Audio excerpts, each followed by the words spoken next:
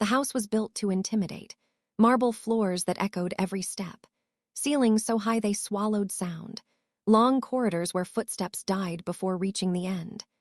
Guards stood at precise distances from one another, dressed in black, faces unreadable, hands never far from their weapons. Even the air felt controlled, as if the mansion itself knew who ruled it and refused to breathe without permission. Everyone in the city knew his name. They spoke it quietly, with respect or fear, sometimes both. He was a man who did not raise his voice and did not need to. Decisions made in his study changed lives far beyond the iron gates of his estate. He ruled through distance, through silence, through the understanding that if he noticed you, it was already too late. Inside his home, that distance grew sharper. Hidden in the corners of the mansion were cameras, small, perfectly placed. Near the ceilings, behind carved moldings, tucked into shadowed edges where no guest ever thought to look. They watched the hallways, the staircases, the entrances, and most of all, they watched one room on the second floor. His daughter's room. He told himself the cameras were for security, for safety, for protection. A man like him had enemies everywhere, and a sick child was a weakness the world would gladly exploit. That was the excuse he repeated to his men, to his advisors, to himself. But at night, when the house fell silent and the guards shifted into their slower patrols, he sat alone in his study with the lights dimmed low and the monitors glowing softly in front of him. He did not watch the gates or the perimeter. He watched his daughter breathe. She was small for her age, thinner than she should have been, her skin too pale against the white sheets. Machines hummed beside her bed, blinking lights measuring things he did not fully understand but feared anyway. She rarely spoke. When she did, it was in whispers so faint they barely registered on the audio feed. Most nights, she stared at the ceiling, unmoving, as if stillness might keep the pain from finding her. He could not sit beside her bed. He had tried once, only once.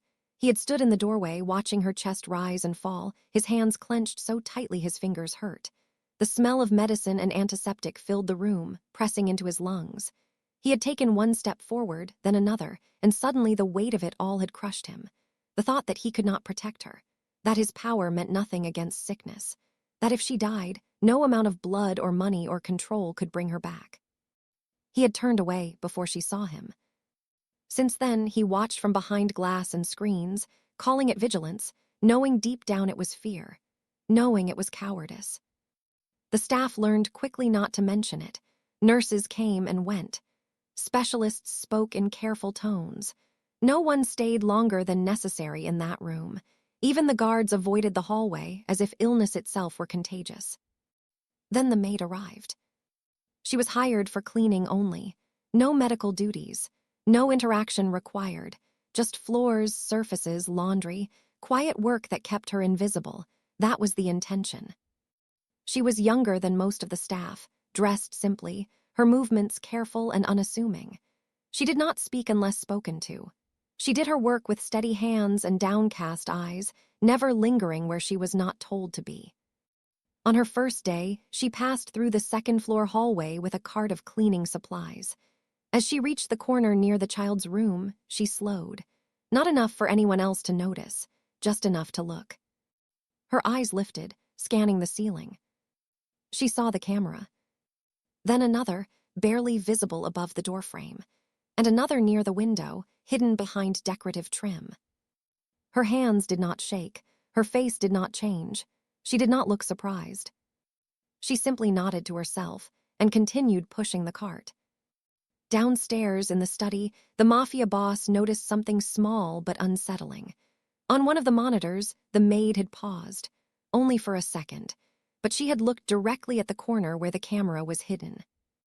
Most people never did. He leaned forward slightly, eyes narrowing. The maid resumed her work, wiping surfaces, emptying bins, never once glancing back at the lens. She did not ask questions, did not complain, did not avoid the hallway like the others. Later that evening, she cleaned the room while the child slept. She moved quietly, careful not to disturb her. At one point, she stopped near the bed and adjusted a blanket that had slipped. The child stirred, her brow tightening, but did not wake. The maid hesitated, then did something unexpected. She whispered. Not loudly, not enough to wake the girl, just a few soft words meant more for comfort than conversation. A promise that the night would pass, that morning would come, that someone was there. The camera caught it all.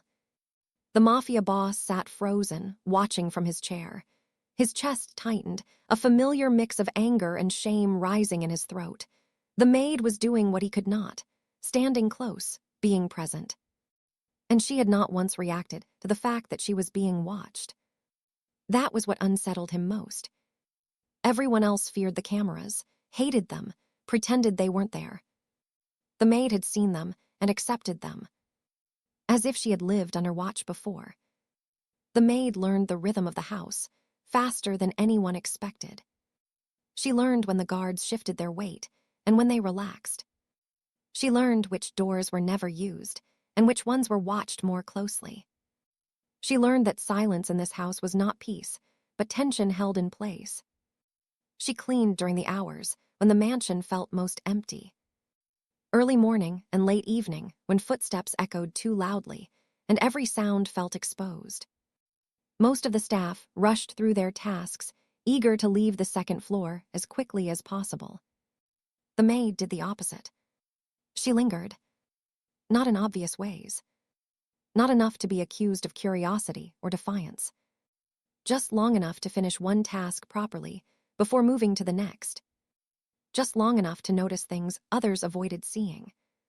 She noticed how the child never slept deeply. How her fingers curled into the sheets, as if bracing for pain even in dreams.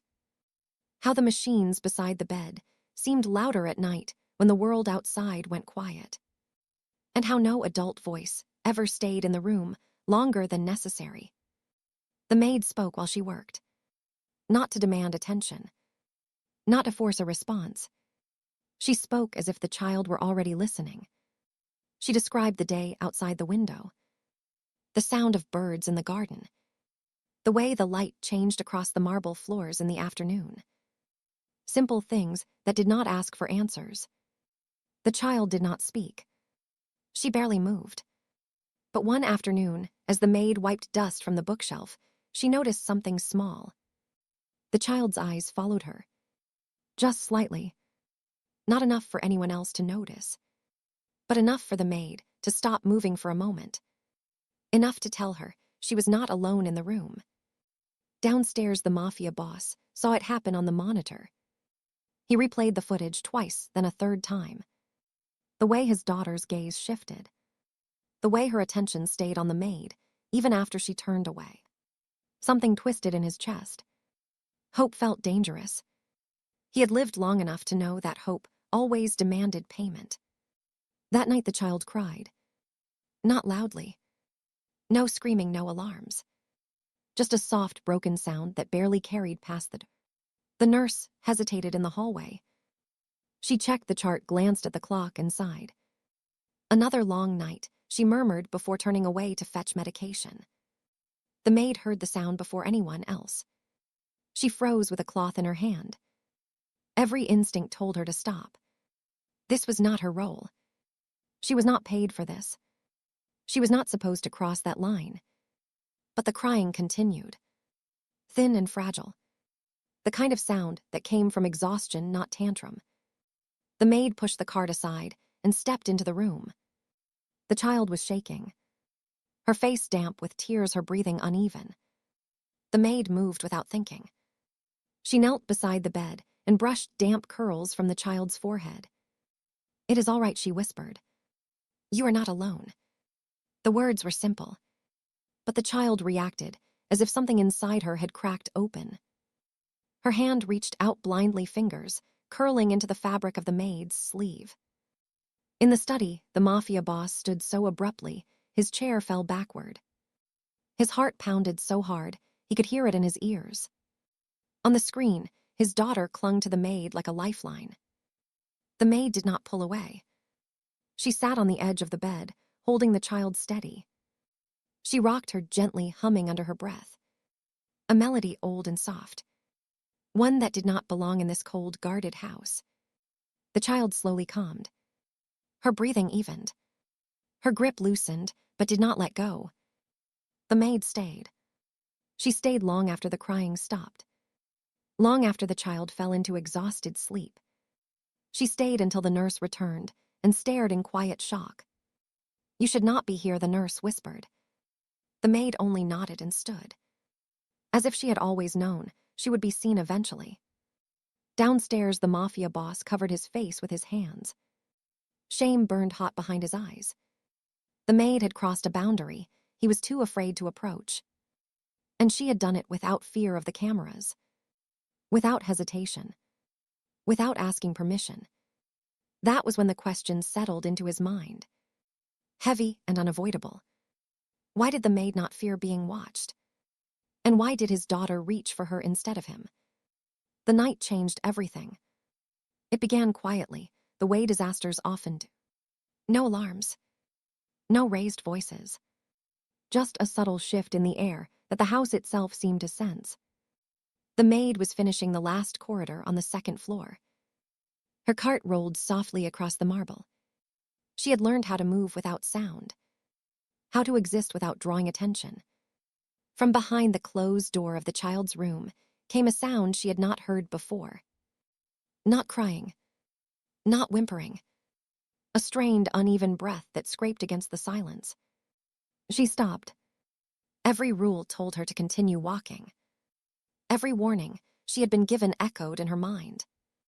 This was not her responsibility. This was not her place. Inside the study 3 floors below, the Mafia boss leaned closer to the monitors. He saw his daughter twist beneath the blankets. Saw her face tighten in pain. Saw her small chest struggle to draw air. He reached for the intercom. Then stopped. Fear froze him in place.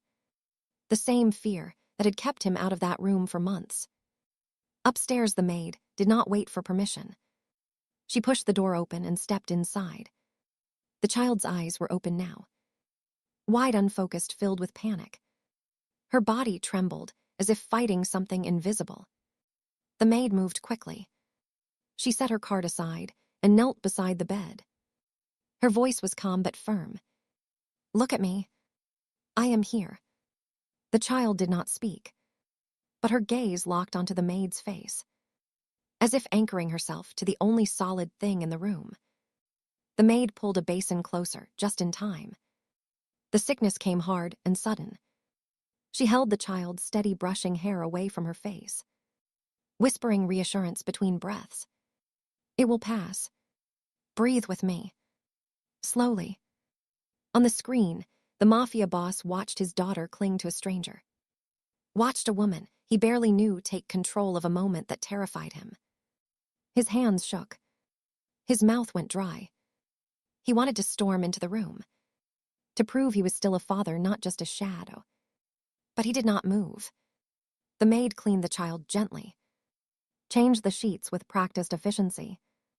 Her movements were sure not rushed, as if she had done this before many times. When the child collapsed back against the pillows, exhausted and shaking, the maid did something no one else ever had. She stayed. She sat on the edge of the bed and took the child's hand. Her thumb brushed slow circles into small, cold fingers. Her voice lowered into a hum. The melody was unfamiliar, yet deeply comforting. Soft and old. It wrapped around the room like a promise. The child's breathing slowly evened. Her grip loosened, but did not release. Her eyes fluttered, then closed. In the study, the Mafia boss felt something inside him crack. Tears blurred the monitors. He did not wipe them away. He had ordered violence without hesitation. He had ended lives with a nod. But watching someone else comfort his child while he hid behind cameras shattered him. The nurse arrived late. Too late. She stopped in the doorway and stared. The child was sleeping. Peacefully. Her hand still wrapped in the maid's sleeve. The maid rose quietly. Stepped back as if she were the one intruding.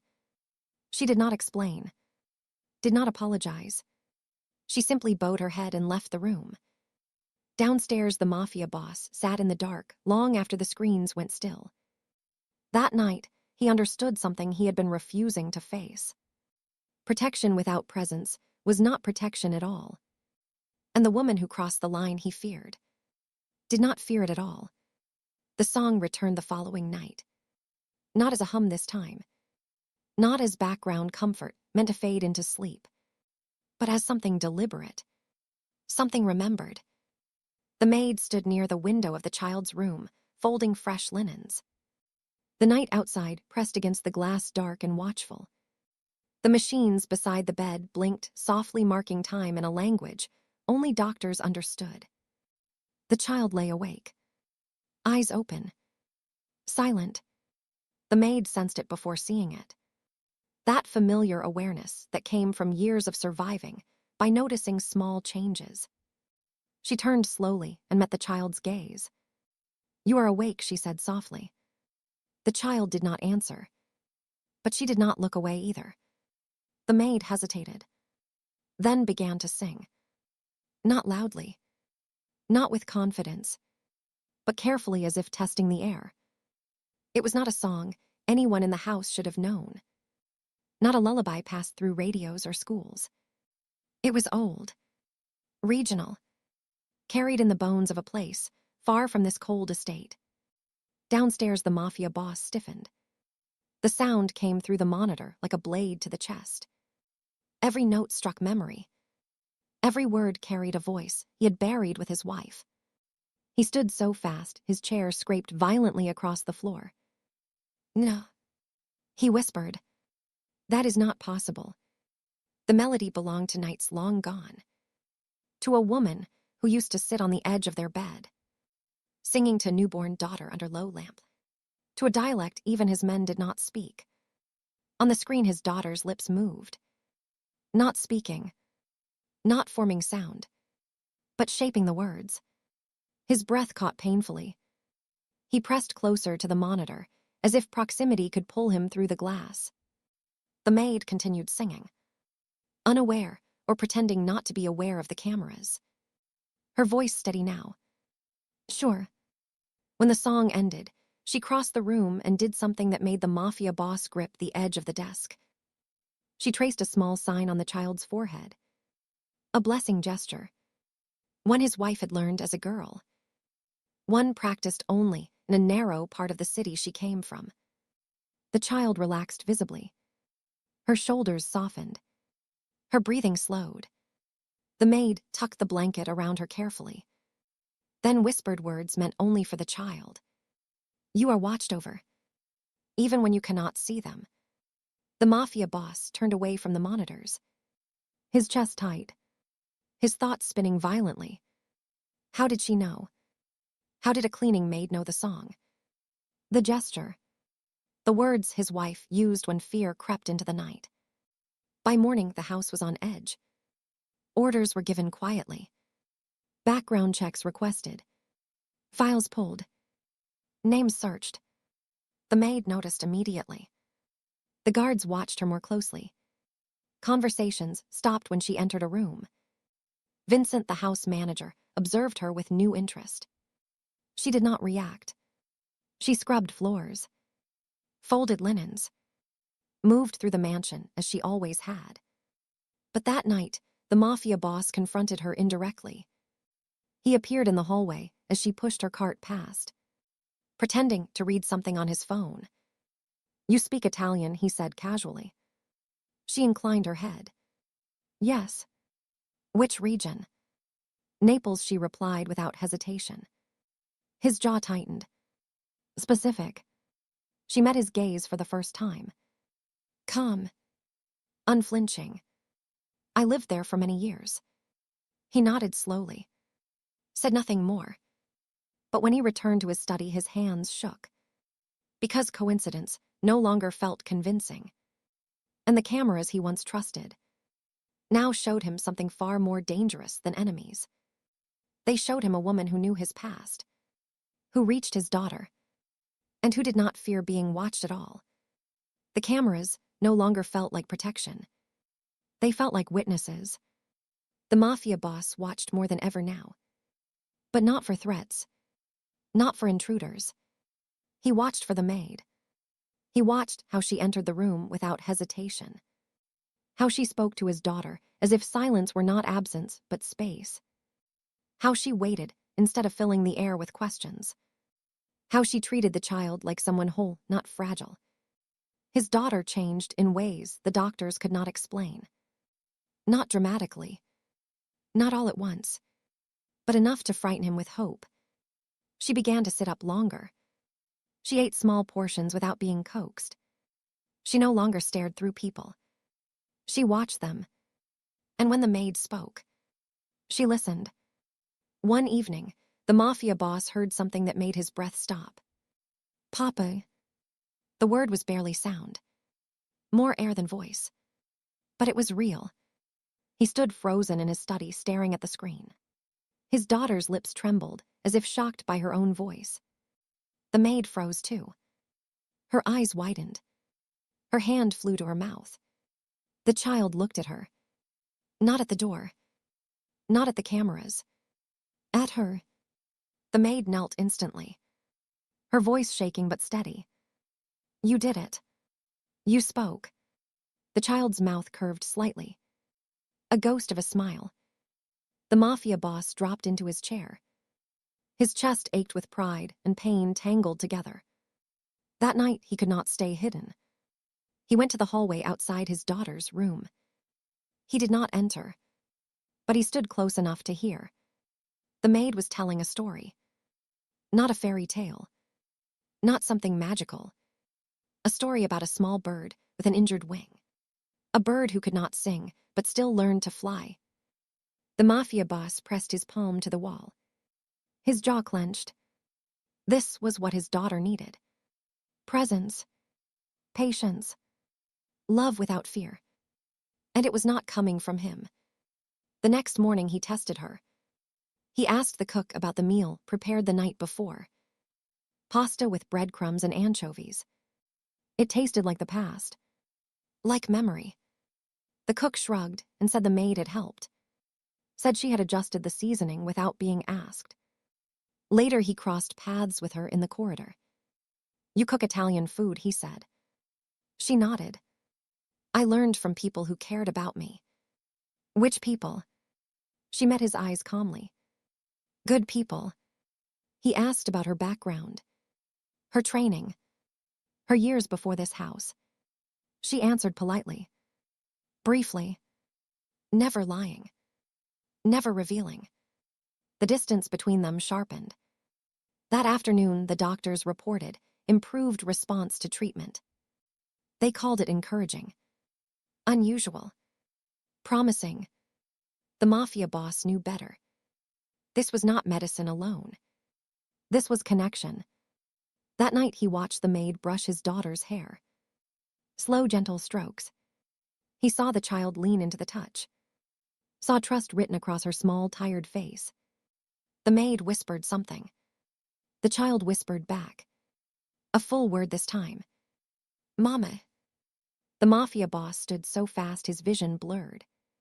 The words struck like a knife. Like longing. Like grief.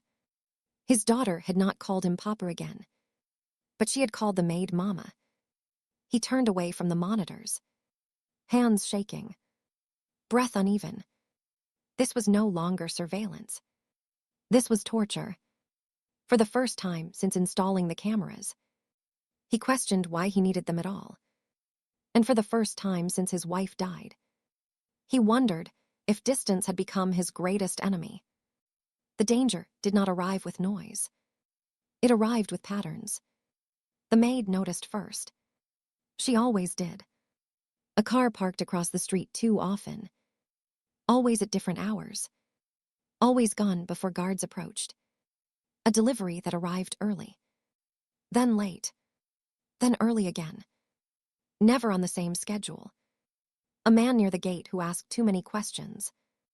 Not the kind that sounded curious. The kind that sounded practiced. The maid said nothing at first. She watched. She counted. She remembered. Downstairs, the Mafia boss reviewed reports. His men told him everything was normal. No threats. No unusual movement. But his daughter slept lightly again. Her fingers clenched at night. Her voice faded back into whispers. The maid felt the change in the air. Fear did not shout. It pressed. One evening, as she cleaned the corridor, she paused and looked toward the window. The same silver car was there again. She went to the house manager, spoke quietly, told him what she had seen. He thanked her politely, said security would handle it. They did not. That night, the maid did something dangerous. She wrote everything down. Times, descriptions, details. She slipped the paper into her pocket. Later, the Mafia boss appeared in the hallway, watching her without pretending this time. "You look worried," he said. She met his gaze. "Yes." "Why?" "Because someone is watching this house. And not with good intentions." He stiffened. "My security team sees everything." "No," she said. "They see what they expect, not what hides." She told him about the car, the man, the patterns. He listened without interrupting, his face unreadable. When she finished, he was silent. "You should not be noticing these things," he said. She answered simply, "I survived by noticing them." That was when he understood. This woman was not fragile. She was not accidental. She had lived inside danger before. The next morning, his men confirmed it. The car belonged to a shell company. The man near the gate was not local. A rival name surfaced quietly. The Mafia boss felt the shift immediately. This was no longer about him. It was about his daughter. He doubled the guards, changed routes, locked the house down. Then he made a decision. He called the maid to his study. "You will stay here full-time," he said. "Day and night." She hesitated. "That changes things." "Yes," he said. "It does." "Why?" "Because my daughter needs you. And because someone now knows you matter to her." Her breath caught. "So I am a weakness." "No," he said. "You are protection." She looked away. "Attachment is dangerous. So is isolation," he replied. He offered her a room closer to the child. Offered safety. Offered money. She did not answer immediately. That night, the daughter reached for her again, held her hand, and would not let go. The maid sat beside the bed, watching the small rise and fall of her chest. She knew what staying meant. She also knew what leaving would do.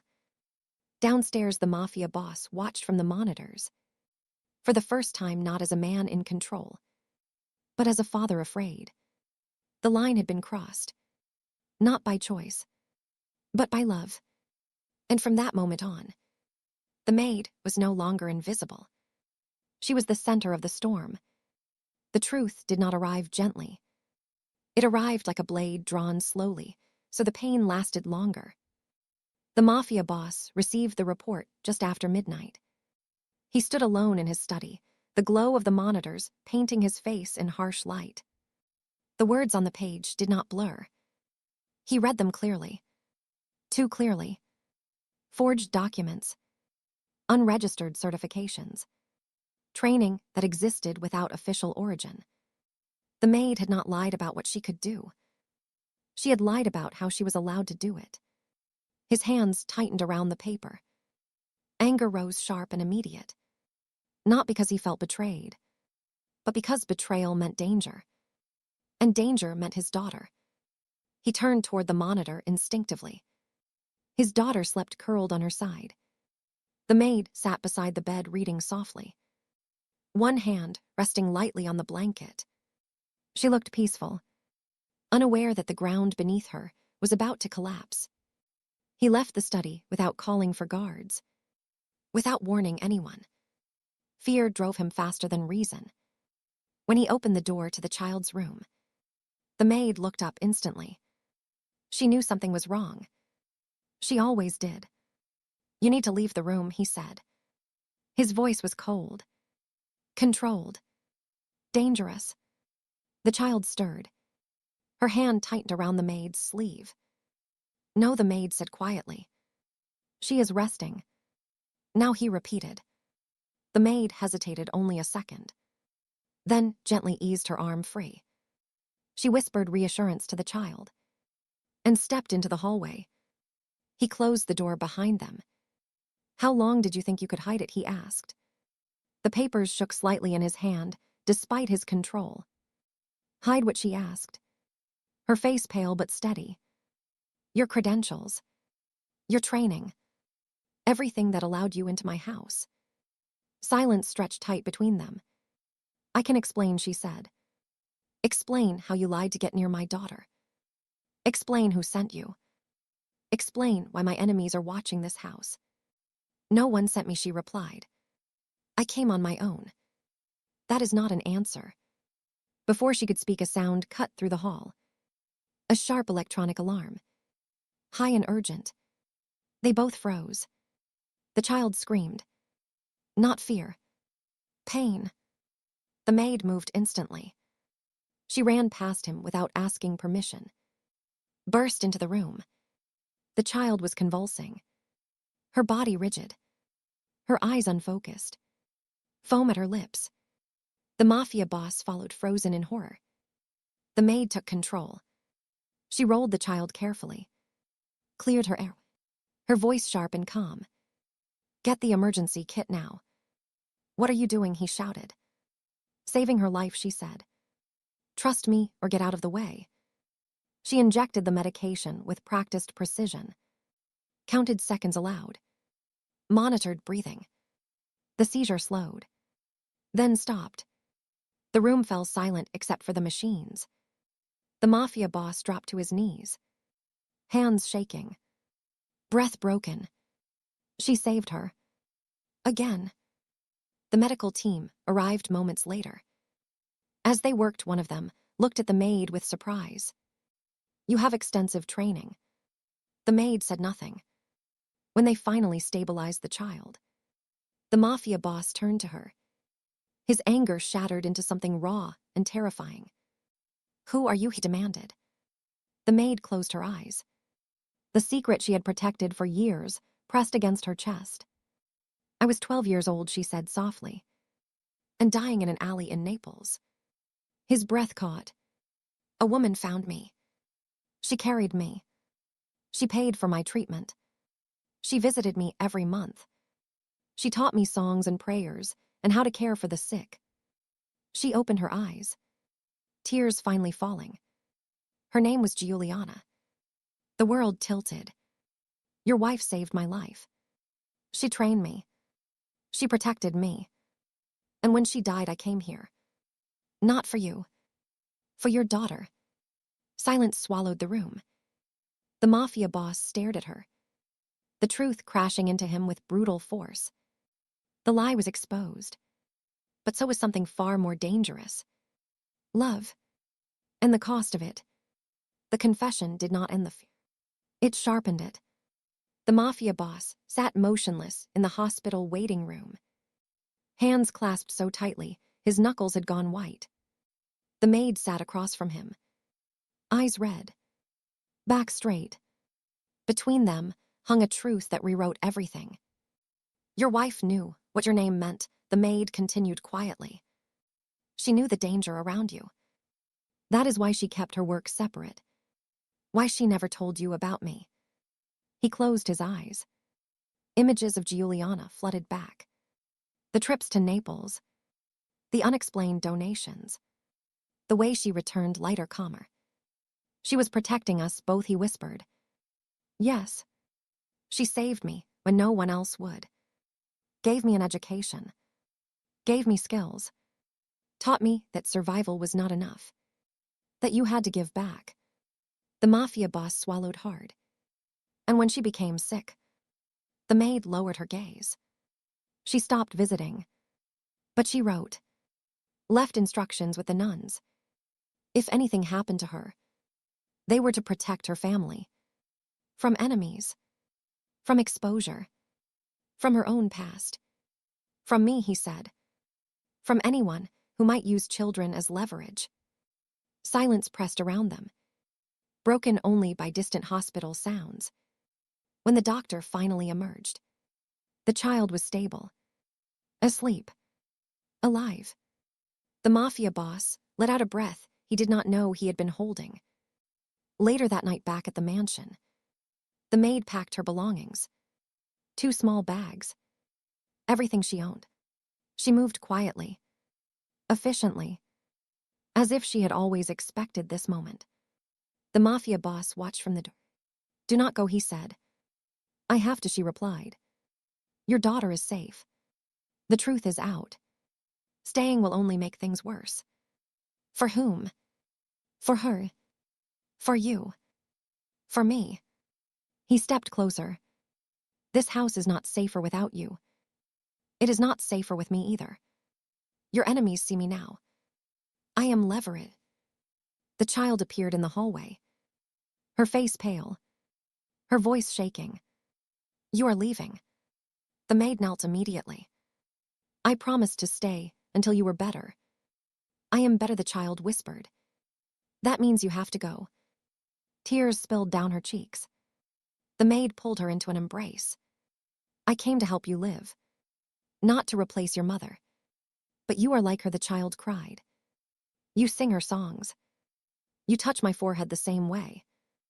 The mafia boss turned away, pain tearing through him.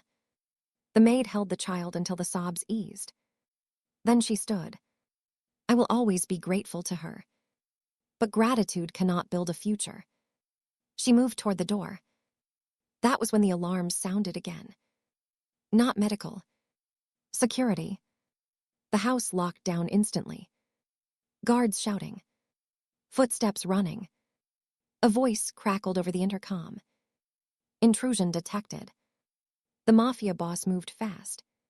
He pulled the maid back inside. "Stay where I can protect you." "No," she said. "They are here because of me." "They are here because of me," he corrected. The truth settled heavily between them. Juliana had known, had seen this moment coming, had still chosen kindness. Later in the chaos, as plans were made and threats neutralized, the mafia boss stood in his study alone. He stared at the dark monitors, then reached out and shut them off, one by one. When he returned upstairs, he found the maid sitting beside the child, singing softly. No cameras, no distance, just presence. And for the first time, he did not watch. He joined. Morning arrived without permission. Sunlight crept through the tall windows of the mansion, touching corners that had not known warmth in years. The house was quieter now. Not empty, but watchful in a different way. The cameras were dark. The mafia boss stood in the study staring at the blank screens. For the first time since installing them, he felt exposed and relieved. He had spent the night in his daughter's room, not standing in the doorway, not watching from a distance, but sitting beside her bed. She slept deeply for the first time in weeks, her breathing steady, her face peaceful. The maid sat in the chair nearby. Exhaustion etched into her features. But she did not leave. At dawn, the child opened her eyes and spoke. "Papa." The word was clear. Not a whisper. Not borrowed courage. Her own. The mafia boss broke. He took her hand carefully, as if afraid she might vanish. "I am here," he said. "I am not leaving." She nodded as if she had known all along. Later, the doctors arrived. They spoke in careful, hopeful tones. The treatment was working. The crisis had passed. The road was still long, but no longer hopeless. Hope no longer felt like a threat. In the hallway, the mafia boss stopped the maid. "You were right," he said quietly. "About the patterns. About the danger." She met his eyes. "You listened when it mattered." "That is something I have not done well," he admitted. He told her what he had done overnight. How he dismantled the surveillance grid inside the house. How the guards were repositioned outward. How presence replaced observation. I will not raise my daughter from behind glass again, he said. The maid breathed out slowly. A weight she had carried without naming finally lifted. But danger had not vanished. By midday, reports arrived. Rivals had tested the perimeter, probed routes, looked for weakness. This time they found none. The Mafia boss did not respond with rage. He responded with precision. Orders were given. Quiet. Final. By evening, the threat dissolved. Not with spectacle, but with certainty. That night the house felt different. The child sat up in bed coloring. The maid beside her, laughing softly. The Mafia boss stood in the doorway, uncertain. The child saw him first. Papa, come sit. He hesitated, then obeyed. The maid made space without comment. The child took both their hands, holding them together. You both stay, she said. The maid felt her chest tighten. The Mafia boss swallowed. This house has been full of fear, he said. I do not want it to be any more. He looked at the maid. Not as an employer, not as a protector, but as a man standing at the edge of chain. I have ruled through distance my whole life. I thought control was safety. She answered gently. Sometimes safety is staying. The child leaned against them, eyes heavy. I want both of you, she murmured. That night, as the child slept between them, the Mafia boss understood something irreversible. Power had never been the enemy. Fear was. And the woman he once suspected, once watched through hidden eyes, had taught him how to see without them. When he finally spoke, his voice was low and steady.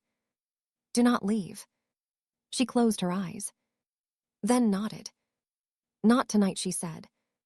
Not ever, he replied. The house learned how to breathe again. It did not happen all at once. It happened in small moments, in quiet mornings, in evenings without tension. The child grew stronger each day, not just in body, but in spirit. She laughed more. She spoke without fear. She slept without waking in pain.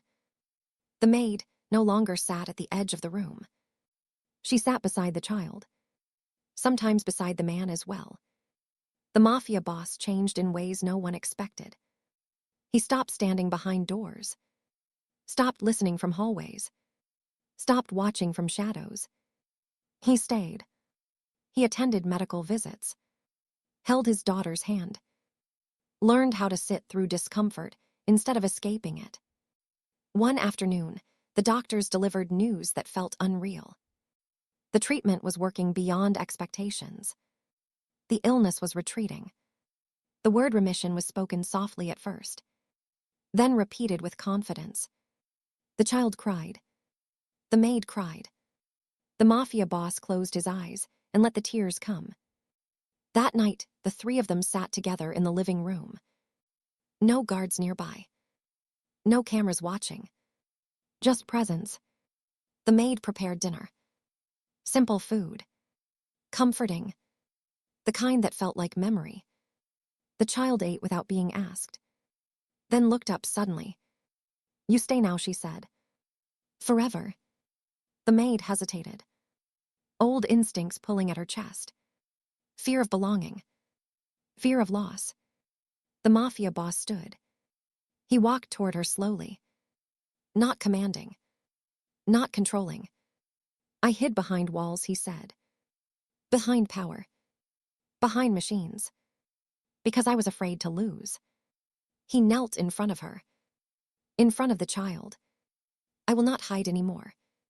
The child watched with wide eyes, understanding more than anyone expected. The Mafia boss reached into his pocket. Not with urgency, but with certainty. He opened his hand. The ring caught the light. Simple. Strong. Real. I do not ask because you saved my daughter. He said, I ask because you saved me. The maid covered her mouth. Her knees weakened. The child gasped. Is that a yes thing? The Mafia boss smiled. A real smile. For the first time in years. The maid looked at the child. Then at the man.